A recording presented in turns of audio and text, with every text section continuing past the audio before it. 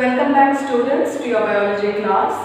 In the last video, we discussed about the male reproductive system.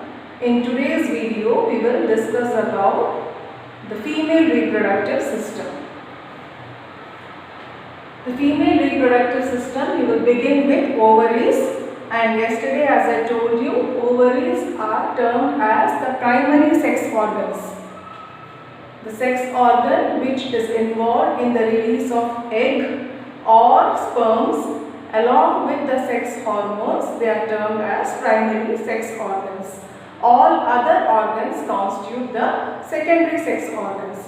So here also the ovaries are the primary sex organs and all other organs they come under secondary sex organs.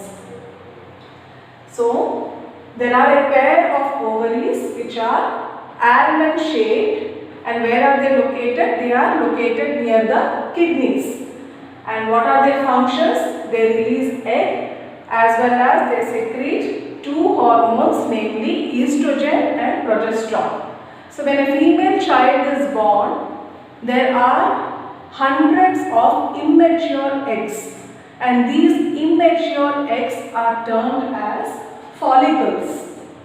So once the girl reaches puberty, then these follicles they start to mature, and every month only one egg, the mature one egg is released by an ovary. So in case there are two ovaries, so in case in the first month the one ovary is releasing an egg, in the next month the second ovary will release a mature egg.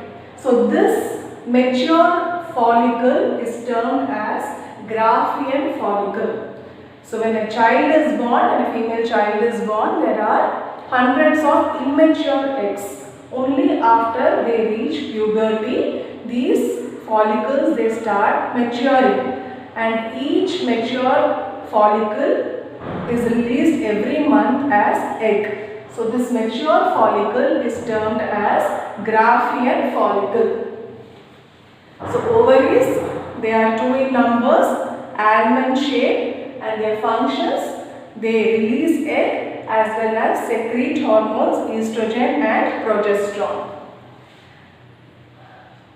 Then there are a pair of oviducts, or we call it as fallopian tube. They arise from the ovaries and they will lead into the uterus. So they are also two in number, and they open into the uterus. They are funnel shaped. So one end which is near the ovary, it is funnel shaped, and that free end is termed as infundibula. Okay, it is just like funnel shaped near the ovary, and its function is to pick the egg which is released by the ovary. Just behind the infundibula, there is a slightly swollen portion in the oviduct. And this swollen portion is termed as ampulla, A-M-P-U-L-L-A, ampulla. And what is the importance of this place, ampulla? It is an ampulla of the fallopian tube that fertilization occurs. Fusion of male and female gamete, fusion of sperm and egg occurs at this part of the fallopian tube. It is an ampulla. So there are a pair of fallopian tubes. One end is located near the ovary and the other end will enter into the uterus. The end which is located near the ovary, if you see, it is funnel shaped and it is termed as infundibulum. And just behind the infundibulum there is a swollen region, and that region is termed as ampulla. Why it is important? Because it is at ampulla the fusion of male and female gamete or fertilization occurs. Now then, as I told you, the fallopian tube or the oviducts, they enter into the uterus. Uterus is also termed as womb. It is a thick walled bag-like organ. And what is its importance? Because it is going to retain and nourish the growing fetus. So after fertilization, the zygote divides to form the embryo, then it becomes the fetus, and all the nourishment and growth occurs inside the uterus till the child is born. If you see, the internal lining of the uterus is termed as endometrium, and this endometrium is filled with lot of glands and it is termed as glandular. And then the uterus tapers to form, tapers means narrows to form cervix, which will open into the vagina. The next part is vagina. It is a female copulatory organ which will receive the sperms.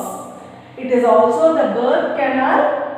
During childbirth, the child or the fetus comes out of the vagina. And it is also a passage for menstrual flow. And this vagina extends from cervix to the vaginal orifice. And if you see the vaginal orifice, there are small pair of glands called as Bartholin glands, and it helps in the secretion of the Bartholin glands helps in lubrication. And breasts are also considered as secondary sex organ. So these breasts, there are a pair of breasts and they contain mammary glands or milk glands which becomes active only after birth of the child. So in case of female reproductive system, ovaries are the primary sex organ. The other organs are fallopian tube or oviduct, uterus or womb, vagina, Bartholin glands and breasts. I think all these concepts and all the parts and their location as well as their functions are clear. Go through the video again. In case you have any clarifications, you can ask me during the online class. Till the next session, children, goodbye.